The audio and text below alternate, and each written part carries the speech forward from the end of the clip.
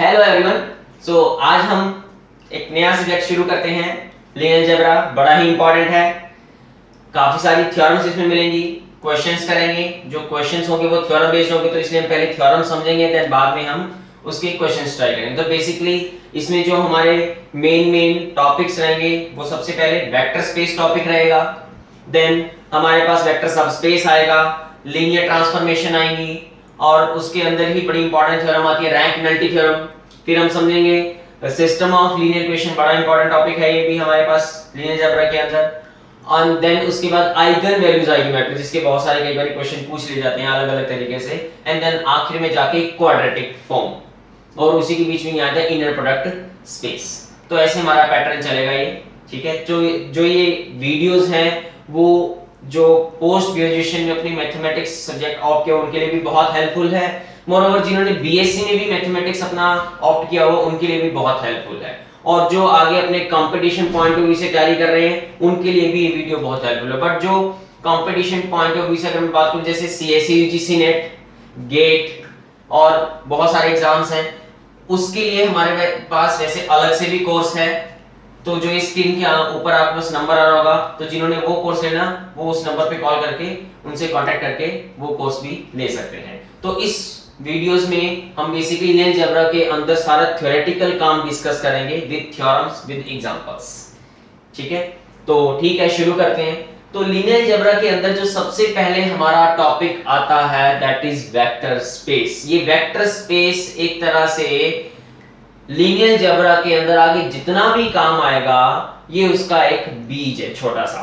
वो बीज अगर आपको ये अच्छे से समझ लग गया तो पूरा लीनियर अलजेब्रा बहुत अच्छे से समझ लग जाएगा, क्योंकि इसी से ही पूरा लीनियर अलजेब्रा आगे बढ़ा हुआ है, ठीक है। जैसे अगर मैं बात करूं पूरा मैथमेटिक्स, जब हम +1 +2 शुरू करते हैं, तो +1 +2 जब शुरू करते हैं तो +1 का जो पहला चैप्टर होता है वो है सेट। तो सेट एक तरह से हमारा मैथमेटिक्स का बीज ही है, उसी से ही आगे बढ़ता गया और मैथमेटिक्स वाला सब्जेक्ट बढ़ता गया। सिमिलरली वैसे मैं बात कर सकता हूं कि लीनियर अलजेब्रा के अंदर वेक्टर स्पेस अगर समझ आ गया, देन आगे धीरे-धीरे चीजें कंटिन्यूएशन में हैं, कनेक्ट कर करके हम बहुत सारी चीजें पढ़ सकते हैं आसानी से। सो ठीक है, शुरू करते हैं हम वेक्टर स्पेस, जो हमारा सबसे पहला टॉपिक रहेगा इसके अंदर। अभी जो वेक्टर स्पेस है, वेक्टर स्पेस बेसिकली दो सेट से मिलके बना हुआ है, दो सेट से। एक सेट का नाम होगा V और दूसरे सेट का नाम होगा F। वैसे तो कोई भी नाम दे सकते हैं, बट पर्टिकुलरली हम एक V और F। तो जो F सेट है बड़ा इंपॉर्टेंट है, पहले F सेट को डिस्कस करते हैं। यहां पे जो हमारा F सेट होगा, दो सेट होंगे हमारे पास, V और F। यहां पे जो ये F सेट है ये कोई ऐसे वैसे मामूली सेट नहीं है। अब ये जो पहली बात सेट होता क्या है, हम बिल्कुल शुरुआत में जब +1 +2 पढ़ते हैं, बिल्कुल पहला चैप्टर ही हमारा सेट आता है, तो पहले सेट के बारे में डिस्कस कर लेते हैं। अब ये सेट होता है, सेट क्या होता है basically? The collection of well defined objects and different objects. The collection of well defined objects and different objects means एक सेट में कुछ एलिमेंट्स पड़े होंगे, ऑब्जेक्ट्स होंगे, और सारे डिफरेंट होने चाहिए, एंड साथ में वेल डिफाइंड। वेल डिफाइंड का मतलब कि हम उस सेट को बनाने के लिए एक बात कहेंगे, अगर वो बात सच्ची होगी तो वो एलिमेंट उस सेट में बिलोंग करेगा, अदरवाइज नहीं। जैसे अगर मैं बात करूं collection of intelligent students of the class. अब ये जो इंटेलिजेंट स्टूडेंट है मुझे नहीं पता, जैसे मेरे अकॉर्डिंग एक पर्टिकुलर स्टूडेंट तो इंटेलिजेंट है, बट किसी और टीचर के लिए शायद वो पर्टिकुलर स्टूडेंट इंटेलिजेंट ना हो। दैट मींस इंटेलिजेंस हम किसी की डिफाइन नहीं कर सकते, या फिर वो कि कोई एक पर्टिकुलर काम में इंटेलिजेंट हो बट किसी दूसरे काम में इंटेलिजेंट ना हो। हाँ, अगर मैं बोलूं collection of the science student in the class, yes that collection become a set, क्योंकि मुझे पता है जिसके पास साइंस सब्जेक्ट है वो तो पक्का उस कलेक्शन में आ जाएगा, जिसके पास नहीं है वो बाहर हो जाएगा। तो एक वेल डिफाइंड है। तो होप सो आपको समझ लग रहा होगा कि वेल डिफाइंड का यहां मतलब क्या है, ठीक है। तो collection of well defined object and different objects, उसको हम बोलते हैं सेट, ठीक है। पर जब हम ठीक है, पहले हम ये F की बात करते हैं। तो ये F एक सेट है, जैसे कि मैंने बता दिया कि सेट होता क्या है। अब ये जो सेट है ये ऐसा वैसा सेट नहीं है, कोई मामूली सेट नहीं है, इसमें कुछ और भी चीजें की गई हैं, ठीक है। इस F को बेसिकली हम बोला करेंगे फील्ड। अभी फील्ड होती क्या है? अभी जो फील्ड है ये निकल के आई है रिंग से, ये रिंग से निकल के आया है, और जो रिंग है आगे ये ग्रुप में से निकलेगा, मतलब हमें पहले ग्रुप देखना पड़ेगा, और जो ग्रुप है उसकी शुरुआत होती है एक सेट से। तो मतलब वही बात ले लेकर सेट पता होना चाहिए, जैसा कि हमने सेट पढ़ लिया कि collection of well defined object and different object is said to be a set. अब उस सेट के अंदर कुछ और काम किया गया जिससे ये एक ग्रुप बनाएगा। अब ये ग्रुप होता क्या है? ग्रुप भी एक सेट होता है, पर set with operation and then follow some properties. तो एक स्ट्रक्चर बनता है, स्ट्रक्चर को हम बोलते हैं ग्रुप। डिस्कस कर लेते हैं अच्छे से। क्या होता है कि जैसे अगर आपको कोई एक सेट दे दिया जाए S, ठीक है, और उसके ऊपर एक ऑपरेशन डिफाइन कर दिया जाए स्टार। अब ये जो स्टार ऑपरेशन है ये दुनिया का कोई भी ऑपरेशन हो सकता है। वैसे हम छोटी क्लासेस से बेसिकली 4 ऑपरेशन पढ़ते आ रहे हैं, प्लस, माइनस, डिवाइड, मल्टीप्लिकेशन, ये ऑपरेशन ही है हमारे पास। बट अब आपके दिमाग में इन 4 ऑपरेशन के अलावा भी होने चाहिए बहुत सारे ऑपरेशन, वो पता नहीं कैसे भी ऑपरेशन हो सकते हैं दुनिया के। जैसे अगर मैं बोलूं कि किसी 2 एलिमेंट को जब ऑपरेट किया तो पहला वाला आ जाना चाहिए, वो भी एक एज ऑपरेशन हो सकता है। या कोई 2 एलिमेंट हमने ऑपरेट किए तो उनका मल्टीप्लाई करके किसी और से डिवाइड कर दिया, वो भी एक नए तरह का ऑपरेशन है। तो बेसिकली ये स्टार ऑपरेशन कुछ भी हो सकता है, और ये जो ऑपरेशन है उस सेट के अंदर एलिमेंट्स के ऊपर ऑपरेट होगा, जैसे कि ए बी हमने यहां से उठाया और उनके ऊपर ऑपरेट किया, तो कुछ ना कुछ तो जवाब आएगा। लेट्स सपोज सी जवाब आएगा। अब ये जो सी जवाब है हम चाहते हैं, वैसे कोई जरूरी नहीं है कि जो सी जवाब आया है वो उसी सेट के अंदर बिलोंग करे, पर हम चाहते हैं कि ये जो हमारा आंसर आया है उसी सेट के अंदर हो, चाहे ए बी इस सेट का कोई भी एलिमेंट हो। दैट मींस हमारा सेट क्लोज्ड हो जाए, इसे क्लोज्ड कहते हैं। ये क्लोज्ड उसके साथ कंफ्यूज नहीं होना जो रियल एनालिसिस में ओपन सेट क्लोज सेट पढ़ते हैं, वो अलग चीज है। क्लोज्ड या हम ये बोल सकते हैं set is closed under this operation star. Closed under with operation star means हमने इस सेट के अंदर से कोई भी 2 एलिमेंट उठाए, उसको ऑपरेट किया, तो जो भी जवाब आता गया वो वापस उसी सेट में ही आता जा रहा था। फॉर एग्जांपल अगर मैं आपको बोलूं सेट ऑफ नेचुरल नंबर और इसके ऊपर मैंने ऑपरेशन डिफाइन कर दिया प्लस, तो कोई भी नेचुरल नंबर 2 नेचुरल नंबर को जोड़ोगे तो जो भी जवाब आएगा वो अगेन एक नेचुरल नंबर आएगा, इसी के अंदर ही तो है। दैट मींस ये सेट इस ऑपरेशन के ऊपर क्लोज हो चुका है। ठीक है, ऐसे ही और बहुत सारे ऑपरेशन ले सकते हो। बट हां, अगर मैं मान लो सपोज यहां पे नेगेटिव ले लेता हूं, तो अभी ये सेट क्लोज नहीं है इस ऑपरेशन के ऊपर, क्योंकि कोई भी 2 नेचुरल नंबर का अगर आप सबट्रैक्शन करते हैं तो जरूरी नहीं है कि वो नेचुरल नंबर है। जैसे 1 और 2 ले ले तो 1 - 2, तो -1 आंसर आता है, वो तो आपका नेचुरल नंबर ही नहीं है। तो हर एलिमेंट के लिए बात ट्रू होनी चाहिए।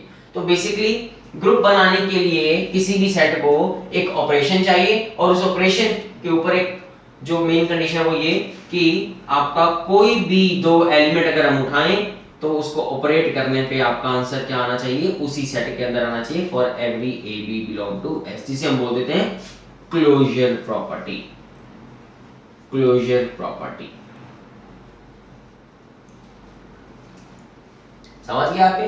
ठीक है, अगली प्रॉपर्टी है ग्रुप बनाने के लिए एसोसिएटिव प्रॉपर्टी। एसोसिएटिव प्रॉपर्टी, अब एसोसिएटिव प्रॉपर्टी कैसे प्रूव करेंगे? क्या होती है एसोसिएटिव प्रॉपर्टी? कि हम उस सेट में से 3 एलिमेंट पिक करेंगे, ए बी एंड सी। ऐसे ही वहां भी 3 element a b and c pick करेंगे, और हमें करना क्या है, पहले दोनों को ऑपरेट करना है, जो भी आंसर आए उसको तीसरे के साथ ऑपरेट करना है। सिमिलरली यहां पे लास्ट पहले दोनों को ऑपरेट करना है, फिर जो भी आंसर आए उसको पहले के साथ ऑपरेट करना है। तो जवाब दोनों का सेम आना चाहिए।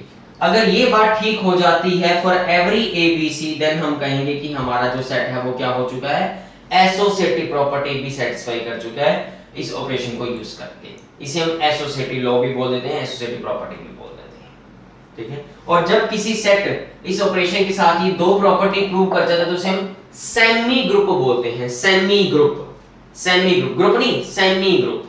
ठीक है, अब एक और प्रॉपर्टी बड़ी इंपॉर्टेंट, जिसे मैं थर्ड प्रॉपर्टी के नाम से दे रहा हूं, कि यहां इस सेट में एक ऐसा एलिमेंट होना चाहिए जब वो एलिमेंट सेट के सभी एलिमेंट के साथ ऑपरेट हो तो जवाब वही सेम आंसर आना चाहिए। That means there exist E belong to S such that E star A and A star E is equal to A, और इस E को हम बोलते हैं आइडेंटिटी एलिमेंट। ये एलिमेंट उसी सेट में होना चाहिए और बाकी सेट के सभी एलिमेंट के साथ जब वो ऑपरेट हो राइट साइड लेफ्ट साइड से तो जवाब आपका सेम आना चाहिए, जिसे हम बोलते हैं आइडेंटिटी एलिमेंट। इस E को आइडेंटिटी एलिमेंट बोलते हैं। इसे हम ये भी बोल सकते हैं कि बहुत अच्छा काम कर रहा है, क्योंकि जिस किसी के साथ भी ऑपरेट हो रहा है वापस सेम आंसर वैसे बना के दे रहा है। ठीक है, ओके। अब अगली प्रॉपर्टी, फोर्थ प्रॉपर्टी, यहां पे हर एक एलिमेंट के लिए एक ऐसा एलिमेंट पड़ा होना चाहिए सो दैट जब उन दोनों को ऑपरेट करे तो आंसर आपका अच्छा वाला एलिमेंट, दैट इज आइडेंटिटी है, जिसे बोलेंगे inverse. That means for every A belong to S there exists B belong to S such that A star B is equal to identity, या B star A is equal to identity। तो basically जब किसी set S के ऊपर ये चारों property satisfy कर जाए, पहली दूसरी तीसरी और चौथी, जिसे हम कहते हैं closure property, associative law, identity और इनवर्स। ध्यान रखना इनवर्स हर एलिमेंट का अपना अलग इनवर्स होगा। ठीक है, ए के लिए जैसे मान लो अगर मैं A1 लेता हूं तो उसका इनवर्स सपोज B1 है, A2 होगा तो उसका इनवर्स B2 होगा, ऐसे। पर हर एलिमेंट के लिए कोई ना कोई मिलना चाहिए so that A star B करे, B स्टार A करे तो आंसर आइडेंटिटी होना चाहिए। तो जब किसी सेट के ऊपर हम एक ऑपरेशन डिफाइन करें जिसके ऊपर ये चारों प्रॉपर्टी होल्ड कर जाए तो उस सेट को हम बोल देते हैं ग्रुप। ग्रुप बोलते हैं। तो बेसिकली जो ग्रुप बना वो एक सेट ही तो है, बट नॉन एम्प्टी सेट। पहली बात तो सेट में कुछ ना कुछ होना चाहिए, नॉन एम्प्टी सेट होना चाहिए। Then with operation star is satisfy these four properties is said to be a group.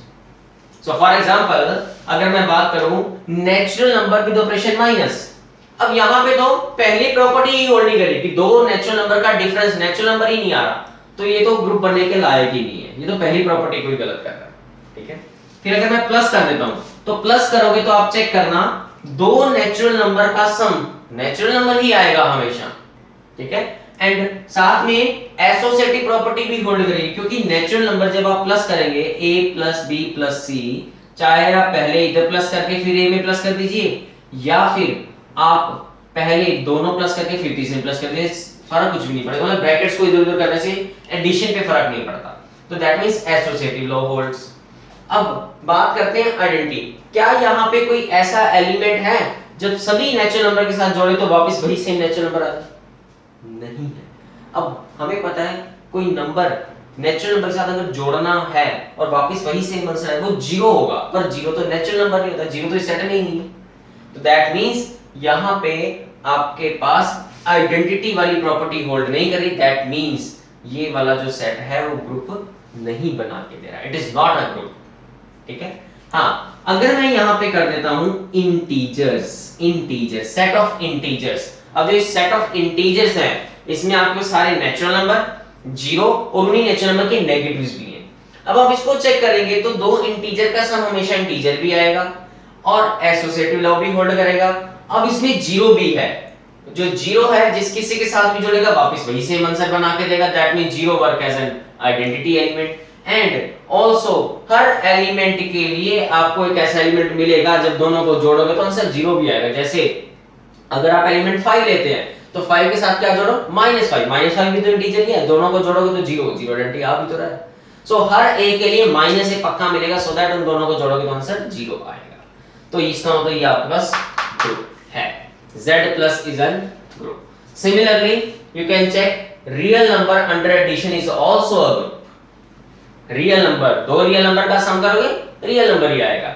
Associative law भी इसमें होल्ड करता है आपके पास। ठीक है, एंड आल्सो इसमें जीरो भी है जो act as an identity. And हर रियल नंबर के लिए एक अनदर रियल नंबर उसी का नेगेटिव मिलेगा सो दैट जब उन दोनों को जोड़ोगे तो आंसर जीरो आएगा। तो इसका मतलब ये भी आपका एक ग्रुप है। एक और प्रॉपर्टी होती है दैट इज कम्यूटेटिव प्रॉपर्टी। अब अगर ये कॉम्यूटेटिव प्रॉपर्टी भी होल्ड कर जाए, अभी कॉम्यूटेटिव प्रॉपर्टी कहती क्या है कि जब भी हम दो एलिमेंट को ऑपरेट करें और उनकी पोजीशंस बदल दें, बी स्टार ए कर दें, तो जवाब आपका सेम आना चाहिए for every a b belong to S. अगर ये भी प्रॉपर्टी होल्ड कर जाए तो हम बोलते हैं कि वो ग्रुप, क्योंकि चारों तो होल्ड कर रही है अगर कर रही है तो, और अगर पांचवी भी होल्ड कर जाए तो उसे बोलेंगे हम एबेलियन ग्रुप। अगर ना करें तो नॉन एबेलियन ग्रुप।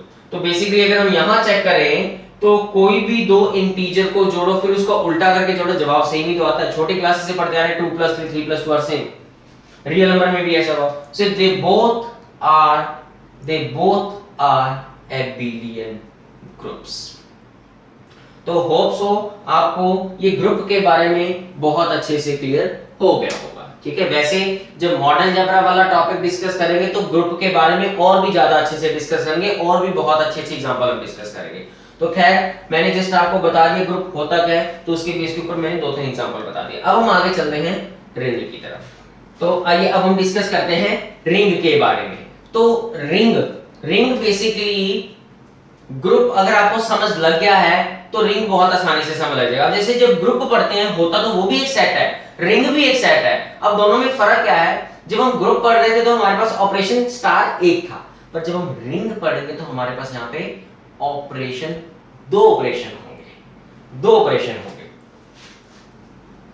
प्लस और मल्टीप्लिकेशन।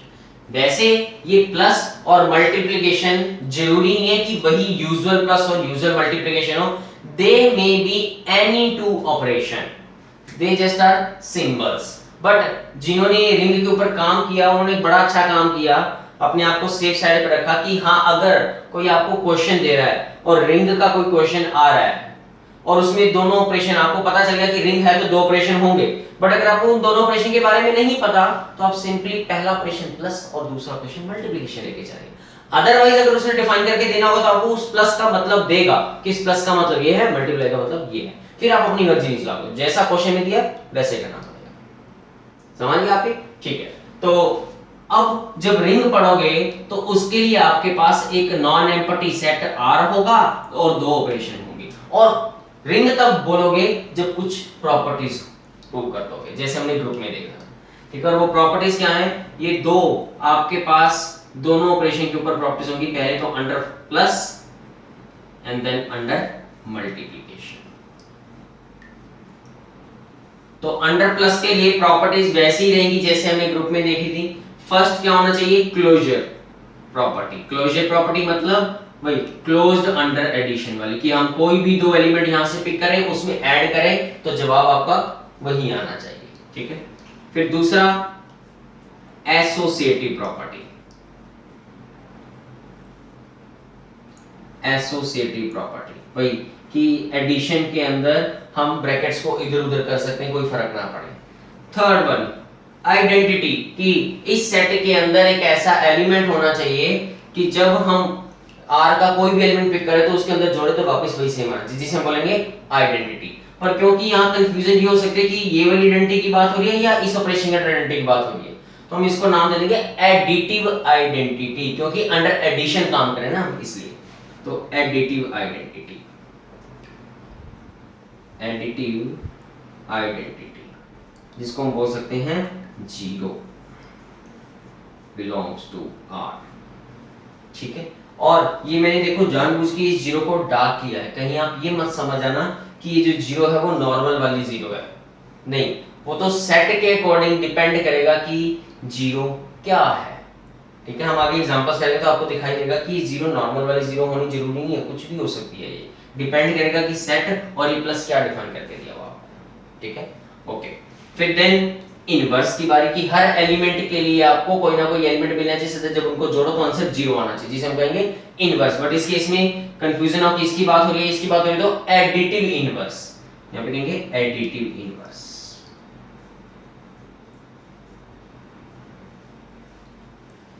ठीक है, एंड देन आखिर में कॉम्यूटेटिव लॉ, मतलब इसमें कॉम्यूटेटिव लॉ भी होना चाहिए।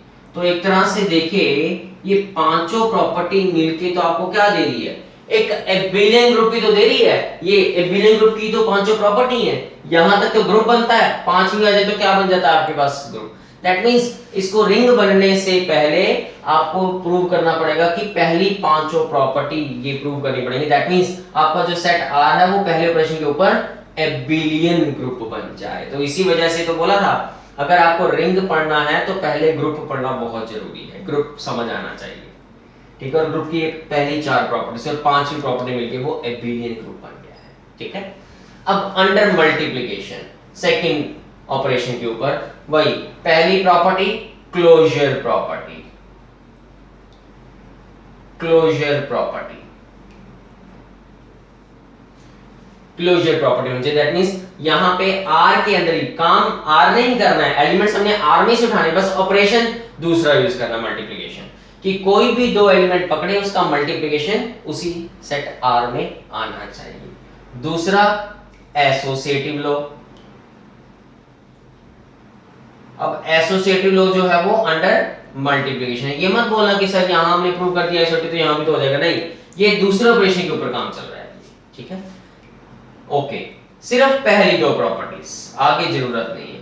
और जब हमारे पास एक ऐसा सेट जो किसी ऑपरेशन के ऊपर पहली दो प्रॉपर्टीज को ही होल्ड करे, आगे वाली शायद ना करे, तो हम बोलते हैं सेमी ग्रुप। दैट मींस आप ये बोल सकते हो कि R under multiplication is semi group और R under addition is abelian group, ठीक है। एंड देन आखिर में एक लॉ प्रूव करना पड़ेगा जिसे हम कहेंगे डिस्ट्रीब्यूटिव लॉ, डिस्ट्रीब्यूटिव लॉ,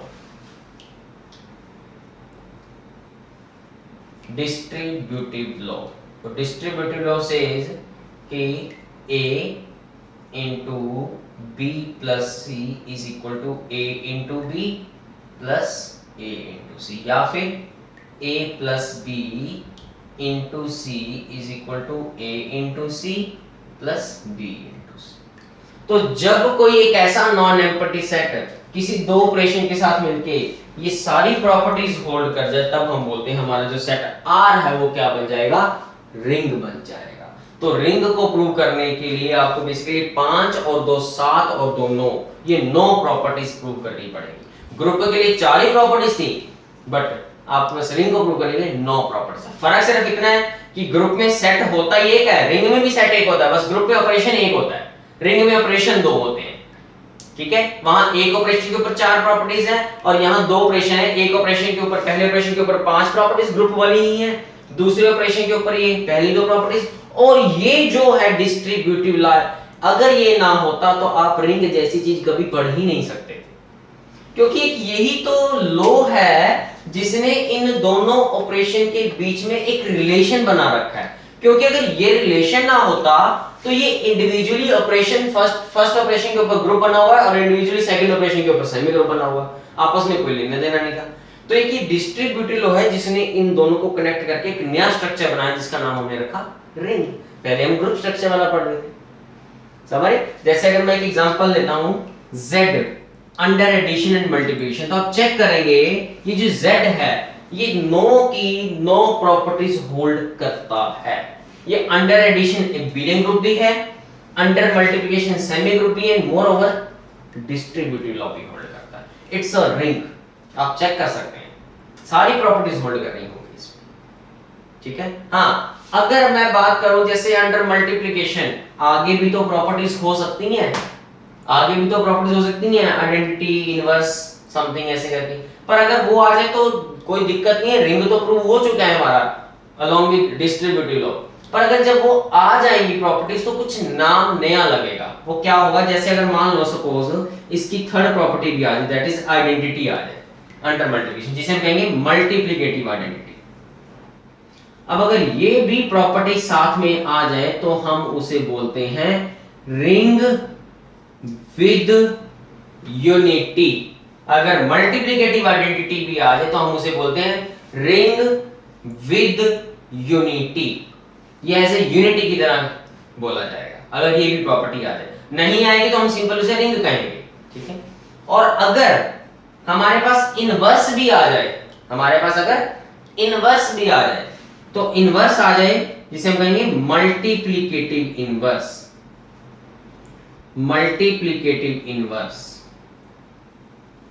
तो मल्टीप्लिकेटिव इनवर्स आ जाए अगर, तो हम उसे कहेंगे division ring. Division ring, division ring मतलब रिंग तो बना हुआ है, साथ में ये दो एक्स्ट्रा प्रॉपर्टी और आइडेंटिटी और मल्टीप्लिकेटिव इनवर्स। पर इसमें एक चीज ध्यान रखने वाली होती है कि जब भी हम अंडर मल्टीप्लिकेशन इनवर्स की बातें करते हैं तो हमारा जो एलिमेंट है वो नॉन जीरो एलिमेंट होना चाहिए। That means for every non-zero element of R there exists an element B such that A into B करे तो यूनिटी आंसर है, क्योंकि अब आइडेंटिटी तो सेकंड ऑपरेशन वाली यूज होगी ना, A star B equal to identity होता है, पर उसके लिए एलिमेंट नॉन जीरो होना चाहिए। और बेसिकली वो जो जीरो है, नॉन जीरो मतलब ये जीरो नहीं होनी चाहिए। दैट मींस ये भी बोल सकते हैं कि वो एलिमेंट जो है वो नॉन एडिटिव आइडेंटिटी होना चाहिए।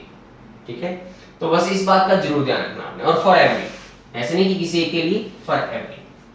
जैसे अगर मैं बात करूं यहाँ ये जो Z है, ये जो Z है वो रिंग तो है बट डिवीजन रिंग नहीं है, क्योंकि यहाँ पे हर नॉन जीरो एलिमेंट का इनवर्स एग्जिस्ट नहीं करता। देखो कैसे, रिंग तो है, अब इसमें देखें तो यूनिटी है।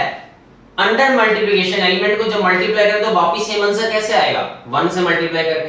दैट मींस 1 इसमें यूनिटी का काम कर रहा है, पर यहाँ पे हर एलिमेंट का इनवर्स एग्जिस्ट नहीं कर रहा, मल्टीप्लिकेटिव इनवर्स। जैसे अगर मैं 2 की बात करूं तो 2 को किससे मल्टीप्लाई करोगे आंसर बना दे, करना पड़ेगा तो 1/2 से करना पड़ेगा, बट 1/2 तो इंटीजर ही नहीं है। सो दैट्स व्हाई ये आपके पास जो है Z डिवीजन रिंग नहीं है।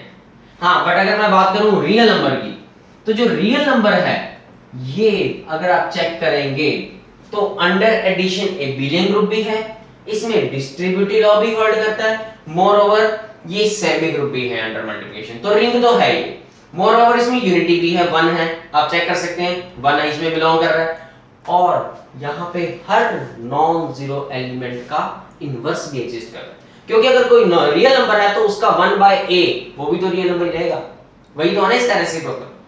और अगर यहाँ पे हमारे पास कॉम्यूटेटिव लॉ भी आ जाए सेकंड ऑपरेशन के ऊपर, तो हम उसे कहते हैं फील्ड। वैसे तो कॉम्यूटेटिव डिवीजन रिंग बोलते हैं, यहां तक डिवीजन रिंग, कॉम्यूटेटिव आता है कॉम्यूटेटिव डिवीजन रिंग, बट उसका नाम देते हैं फील्ड। तो बेसिकली फील्ड हमारे लिए क्या हुआ, एक रिंग ही है, बस कुछ एक्स्ट्रा प्रॉपर्टीज के साथ। वो ये 3 एक्स्ट्रा प्रॉपर्टीज हैं कि अंडर मल्टीप्लिकेशन के ऊपर आइडेंटिटी भी हो, इनवर्स भी आ जाए बट नॉन जीरो एलिमेंट्स का, और कॉम्यूटेटिव लॉ भी होल्ड करे। समझ गए आपने? तो फील्ड में बेसिकली एक सेट होगा और 2 ऑपरेशन होंगे, और उन दोनों ऑपरेशन के ऊपर ये पांचों प्रॉपर्टीज होल्ड करेंगे, और साथ में उन दोनों ऑपरेशन को कनेक्ट करने वाला एक लॉ जिसे हम कहेंगे डिस्ट्रीब्यूटिव लॉ। तो अगर कहीं भी आपको फील्ड बतानी पड़ जाए कि होती क्या है, तो फील्ड में बेसिकली एक नॉन एम्प्टी सेट है और 2 ऑपरेशन है, तो जिसमें पहले ऑपरेशन के ऊपर तो आपके पास क्या बनेगा, एबिलियन ग्रुप। दूसरे ऑपरेशन के ऊपर, अब आप ये कहेंगे कि दूसरा ऑपरेशन जो मल्टीप्लिकेशन के ऊपर है, पांचों की पांचों प्रॉपर्टीज आ गई, क्लोजर, एसोसिएटिव, आइडेंटिटी, इनवर्स और कॉम्यूटेटिव। इसका मतलब वो एबिलियन ग्रुप बन गया अंडर मल्टीप्लिकेशन, कि F under multiplication is abelian group. पर ये बिल्कुल गलत है कि F under multiplication is abelian group. अगर आप ये बोल रहे हैं तो आप जीरो के इनवर्स की भी बात कर रहे हैं। अब जीरो का इनवर्स यहां पे निकाल ही नहीं सकते कि जीरो को किससे मल्टीप्लाई करोगे कि आंसर यूनिटी 1 आ जाए, वो तो जरूरी नहीं है ही नहीं, क्या करोगे आप? दैट मींस इसी वजह से हमने यहां पे नॉन जीरो की बात करी है। तो हम क्या कहेंगे कि F में से जीरो निकालने के बाद अंडर मल्टीप्लिकेशन एबिलियन ग्रुप बने, तब ये ठीक रहेगा कि जो F सेट है वो जब हम सेकंड ऑपरेशन के ऊपर पढ़ें तो जीरो निकाल दो, ये वाली जीरो, फिर चेक करो वो एबिलियन ग्रुप बनना चाहिए, अगर नहीं बनता फिर गड़बड़ है। समझ रहे आप? एंड देन आखिर में डिस्ट्रीब्यूटिव लॉ। तो जब ये आपकी तीनों बातें प्रूव हो जाए किसी एक सेट के ऊपर अंडर दीस टू ऑपरेशन, तब हम कहेंगे कि हमारा जो सेट है वो क्या है, फील्ड है। जैसे कि अभी हमने एग्जांपल लिया था रियल नंबर। अगर आप रियल नंबर को चेक करेंगे तो ये अंडर एडिशन एबिलियन ग्रुप भी है, अंडर मल्टीप्लिकेशन सेमी ग्रुप भी है और डिस्ट्रीब्यूटिव लॉ भी होल्ड करता है। मोर ओवर इनमें ये तीनों बातें भी हैं। मल्टीप्लिकेटिव आइडेंटिटी भी है, वन हर नॉन जीरो एलिमेंट का इनवर्स भी एग्जिस्ट करता है और मल्टीप्लिकेशन में तो एलिमेंट्स कम्यूट भी कर रहे हैं, 2 * 3 3 * 2 बराबर तो है। सो ये आपके पास एक फील्ड है। मोर ओवर अगर आप चेक करेंगे rational number under addition with multiplication and complex number under addition and multiplication, ये दोनों भी फील्ड हैं। आप चेक कर सकते हैं, ये सारी प्रॉपर्टीज होल्ड करिए, जिसको मैंने इन शॉर्ट इन 3 पॉइंट्स के अंदर लिख दिया कि तीनों के तीनों अंडर एडिशन एबिलियन ग्रुप भी हैं, तीनों के तीनों under multiplication but with non zero elements, zero को कंसीडर नहीं करना इस केस में, वो एबिलियन ग्रुप बनाएगा। आप चेक कर सकते हैं एंड डिस्ट्रीब्यूटिव लॉ भी होल्ड करते हैं। ये जस्ट उसके लिए तो सिंपली ब्रैकेट से तो ओपन हो रही है, ठीक है ना। तो होप सो आपको फील्ड के बारे में बहुत अच्छे से क्लियर हो गया होगा। तो अब हम डिस्कस करते हैं वेक्टर स्पेस के बारे में। तो होप सो आपको ग्रुप, रिंग और फील्ड के बारे में बहुत अच्छे से क्लियर हो गया होगा, ठीक है। अब जैसे कि मैंने आपको शुरू में बोला था कि वेक्टर स्पेस के लिए आपको 2 सेट की रिक्वायरमेंट होती है, 2 सेट होते हैं। अब ये भी बताया था कि ये जो दोनों सेट है ये कोई ऐसे वैसे मामूली सेट नहीं होंगे, इनमें कुछ एक्स्ट्रा बातें होंगी। तो शुरुआत में हमने बोला था कि पहले एफ के बारे में डिस्कस करते हैं, और एफ क्या होता है? फील्ड। अब फील्ड हमने समझ लिया। फील्ड बेसिकली प्रूव करने के लिए आपको क्या प्रूव करना पड़ेगा? पहले वो रिंग हो अंडर 2 ऑपरेशंस, पहला ऑपरेशन प्लस दूसरा ऑपरेशन मल्टीप्लिकेशन। पहले ऑपरेशन के कॉरस्पॉन्डिंग वो एबिलियन ग्रुप होना चाहिए और दूसरे ऑपरेशन के corresponding non zero element forms an abelian group, and उन दोनों ऑपरेशन को कनेक्ट करने वाला एक law that is distributive law, तब हम कहेंगे ये फील्ड। तो बेसिकली जो सेट एफ है ये कोई और नहीं, फील्ड होना चाहिए, फील्ड, ठीक है, जिसके पास क्या होंगे? 2 ऑपरेशन होंगे, प्लस एंड मल्टीप्लिकेशन। समझे?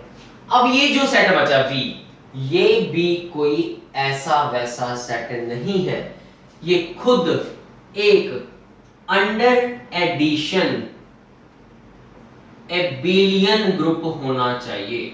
ये भी एक अंडर एडिशन एबिलियन ग्रुप होना चाहिए। एबिलियन ग्रुप भाई 5 properties: closure property, associative property, additive identity, additive inverse और कॉम्यूटेटिव लॉ, ठीक है। अब कईयों के मन में आ रहा होगा कि सर क्या ये प्लस और ये प्लस सेम है? नहीं, जरूरी नहीं है, ये भी प्लस में भी डिफरेंट हो सकते हैं। तो आप एक काम कर सकते हैं, ज्यादा कंफ्यूजन ना हो तो इसके लिए इसका नाम इसका +1 रखते हैं और इसके लिए इसका नाम +2 भी रख देते हैं, ठीक है। ये तो शुरुआत कैसे हो रही है? आपके पास 2 सेट होंगे, एक V और एक F, और जो F है वो कोई ऐसा वैसा सेट नहीं, वो क्या है? फील्ड है। और V भी कोई ऐसा वैसा सेट नहीं, V भी क्या है? अंडर एडिशन एबिलियन ग्रुप है, ठीक है। पर अभी तक हम जो नई चीज पढ़ने जा रहे हैं वेक्टर स्पेस, जिसका नाम है, अभी तक के लिए कोई नई चीज नहीं है, बस 2 सेट लिए और दोनों अपने अपने क्या है? एक एबिलियन ग्रुप और एक फील्ड है। अब नई चीज क्या आ रही है वेक्टर स्पेस के अंदर? वो ये कि हम V वाले एलिमेंट्स को F वाले एलिमेंट्स के साथ ऑपरेट करने लगे हैं। ये एक नई बात है। बेसिकली अगर मैं बात करूं अलजेब्रा, हमारे पास 2 तरह के अलजेब्रा पढ़ते हो, आप एक मॉडल अलजेब्रा पढ़ते हो और एक लीनियर अलजेब्रा पढ़ते हो। हम इन वीडियोस में लीनियर अलजेब्रा डिस्कस करने जा रहे हैं, पर शुरुआत हमने ग्रुप, रिंग से की, जो कि मॉडल अलजेब्रा के टॉपिक्स हैं। उसके बिना तो आप वेक्टर स्पेस भी नहीं पढ़ सकते। इन दोनों की नॉलेज होनी बहुत जरूरी थी, तभी हम फील्ड पढ़ पाएंगे, क्योंकि फील्ड का नाम ही वहीं से निकल गया है, वो डेफिनेशन वहीं से निकल गया है, ठीक है। अब कोई अगर आपसे पूछ ले कि इस मॉडल अलजेब्रा और लीनियर अलजेब्रा का one of the basic difference क्या है, तो आपको पता होना चाहिए। वो ये है कि जब मैंने आपको ग्रुप बताया तो ग्रुप में था क्या? एक सेट और एक ऑपरेशन और 4 प्रॉपर्टीज प्रूव करनी। रिंग को प्रूव करने के लिए क्या करना था? एक नॉन एम्प्टी सेट, 2 ऑपरेशन, जिसके लिए वो 9 प्रॉपर्टीज प्रूव करनी थी। अब वेक्टर स्पेस के लिए आपको 2 सेट है और उन दोनों सेट के अंदर ही ग्रुप की अपनी अपनी प्रॉपर्टीज है, पर नया काम क्या है कि V को F से ऑपरेट करना है। दैट मींस हम V से बाहर निकल के आए, F से बाहर निकल के आए, उन दोनों को ऑपरेट किया, जबकि ग्रुप और रिंग में हम उस G के अंदर ही काम कर रहे थे और रिंग के अंदर R के अंदर ही काम कर रहे थे। दैट मींस इंटरनली काम कर रहे थे। तो यही एक बेसिक डिफरेंस है कि मॉडर्न अलजेब्रा में जो जो हम टॉपिक्स पढ़ते हैं, जो जो चीजें पढ़ते हैं, जो जो स्ट्रक्चर पढ़ रहे हैं, वहां पे इंटरनल ही काम कर रहे हैं, इंटरनल कंपोजिशंस कर रहे हैं। There are only internal compositions in modern algebra, but in linear algebra there is internal composition as well as external composition. Internal क्यों? क्योंकि ग्रुप भी तो बने हुए हैं, दोनों अलग अलग फील्ड है, फील्ड में तो ग्रुप बना होता है, तो इंटरनली काम हो रहा है, और एक्सटर्नली दैट मींस V और F से बाहर आ रहे हैं और उन दोनों को ऑपरेट कर रहे हैं, ये एक्सटर्नल कंपोजिशन। और ये ऑपरेट करने के लिए भी ऑब्वियस ही बात है एक नया ऑपरेशन चाहिए, एक नया ऑपरेशन चाहिए।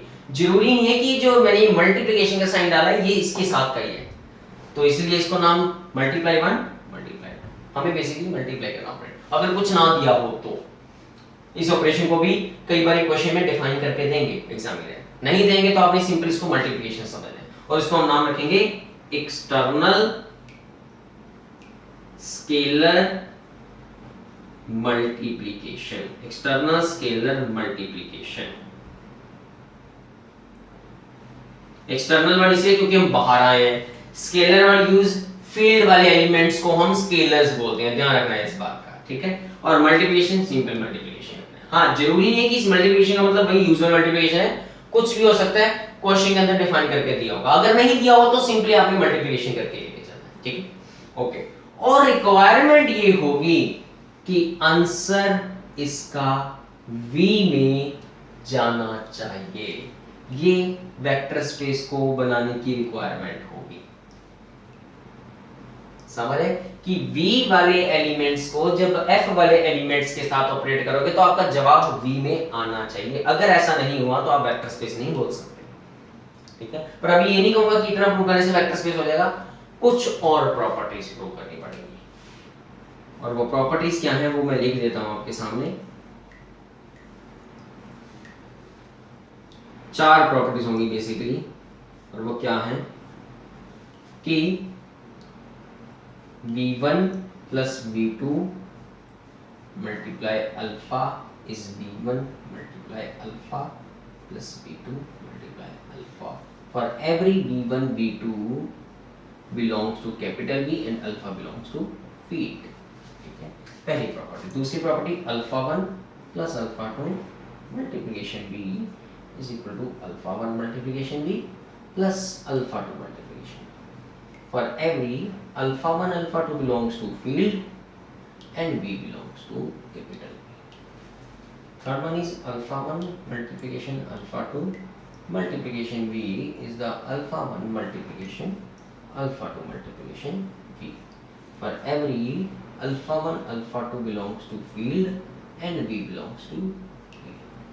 And last one is 1 multiplication v is for every v belongs to v and 1 belongs to।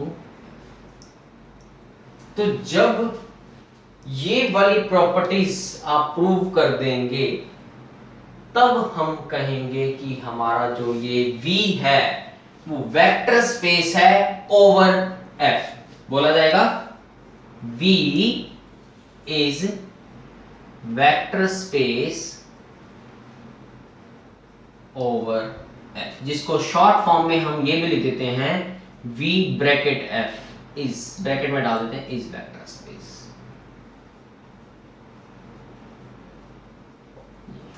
तो बेसिकली आपको वेक्टर स्पेस प्रूव करने के लिए हमेशा क्वेश्चन के अंदर 2 सेट तो दिए होंगे, v और f, जिसमें से जो f है वो फील्ड होगा और v है वो अंडर एडिशन बिलिंग ग्रुप होगा। बट ये आपको सारी बातें प्रूव करनी पड़ेगी कि वो जो f सेट है वो फील्ड है और वो जो v सेट है वो बिलिंग ग्रुप है।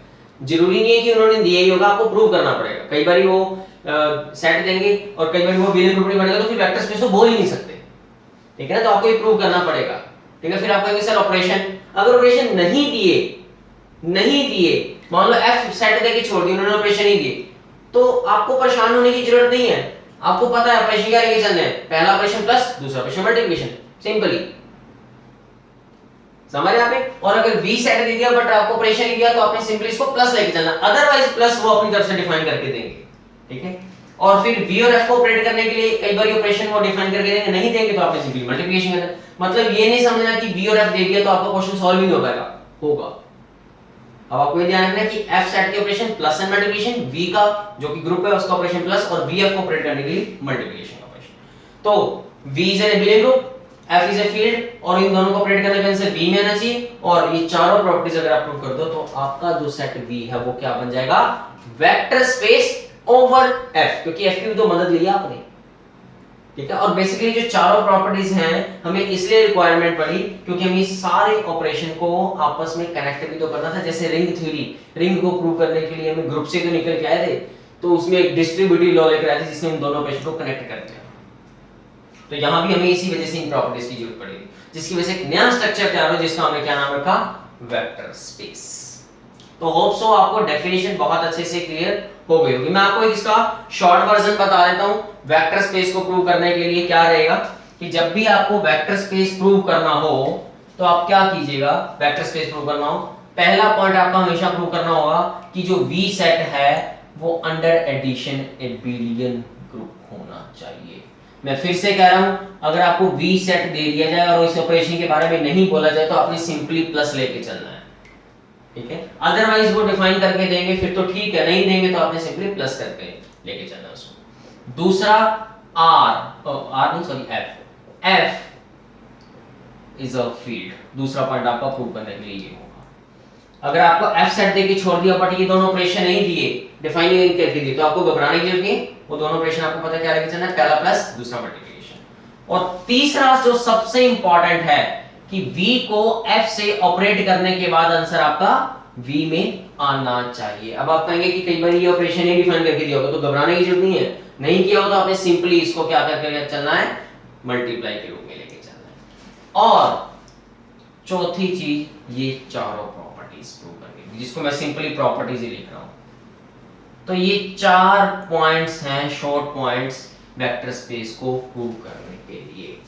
तो होप सो आपको ये बहुत ज्यादा अच्छे से क्लियर होंगे, ठीक है। अब आपके एक मन में डाउट हो रहा होगा कि जो ये मैंने चारों प्रॉपर्टीज लिखी हैं इसमें प्लस और मल्टीप्लिकेशन के साइन यूज हो रहे हैं, पर भाई कौन से वाला +1 या +2 या मल्टीप्लिकेशन 1 या मल्टीप्लिकेशन 2, ठीक है। यहाँ पे मैंने +2 नाम दिया था फील्ड के अंदर और मल्टीप्लिकेशन 1 नाम दिया था फील्ड के अंदर, कि कौन सा +1 है, कौन सा +2 है, कौन सा मल्टीप्लिकेशन 1 है, कौन सा मल्टीप्लिकेशन 2, वो भी पता कर सकते हैं। देखो कैसे। अब ये जो v1 और v2 एलिमेंट है ये किसके एलिमेंट है, कैपिटल v की। तो जब वो जुड़ेंगे तो v वाला ही तो प्लस यूज होगा और v वाला प्लस कौन सा, +1, इसका मतलब +1, ठीक है। और ये मल्टीप्लिकेशन का साइन कौन सा है, क्योंकि v1 और v2 जब जोड़ोगे तो v में ग्रुप है, ग्रुप हम प्रूव कर चुके होंगे, यहां तभी पहुंचेंगे जब हम ग्रुप प्रूव कर चुके होंगे। ग्रुप प्रूव किया तो मतलब आपने क्लोजर प्रॉपर्टी प्रूव की होगी, पहली प्रॉपर्टी ग्रुप की। क्लोजर का मतलब कि दो एलिमेंट प्लस किया तो v में चलेंगे, मतलब ये v का एलिमेंट हो गया। अब ये v का एलिमेंट होगा कैपिटल V का, ये फील्ड का एलिमेंट है, अल्फा बिलोंग्स टू f, तो v और f का एलिमेंट कनेक्ट हो रहे हैं। v और f का एलिमेंट कनेक्ट किस ऑपरेशन से हो रहे हैं, मल्टीप्लिकेशन से। तो ये साइन कौन सा होगा, मल्टीप्लिकेशन। समझ आए आपने, ठीक है। अब इधर आते हैं, ये v का एलिमेंट और फील्ड का एलिमेंट वो तो सीधा कनेक्ट किससे हो रहा है, मल्टीप्लिकेशन 2 से, तो ये मल्टीप्लिकेशन 2 का साइन है। सिमिलरली ये भी मल्टीप्लिकेशन 2 का साइन है।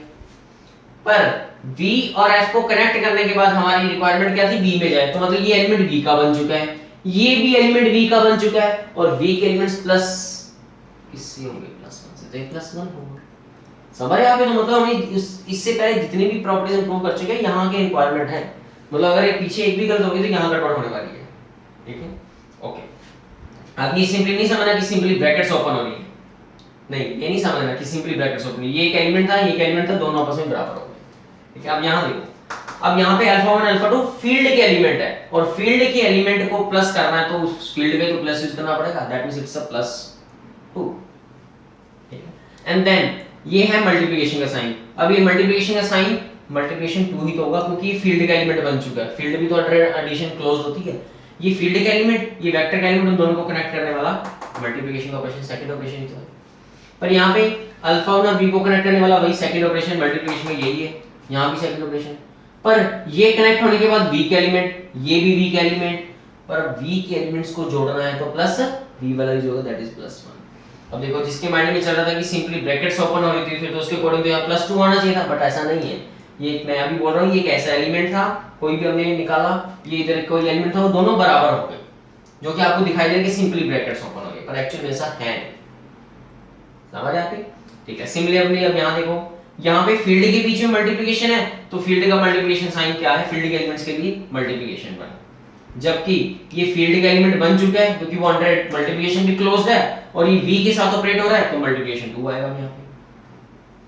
अब यहाँ पे पहले ये ऑपरेट हो रहे हैं तो क्या हो रहा है, ये मल्टीप्लिकेशन 2 आएगा।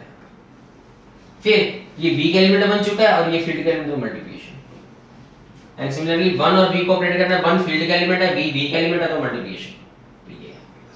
तो ये है इसके ऑपरेशंस। तो होप सो आपको ये भी समझ लग गए होंगे।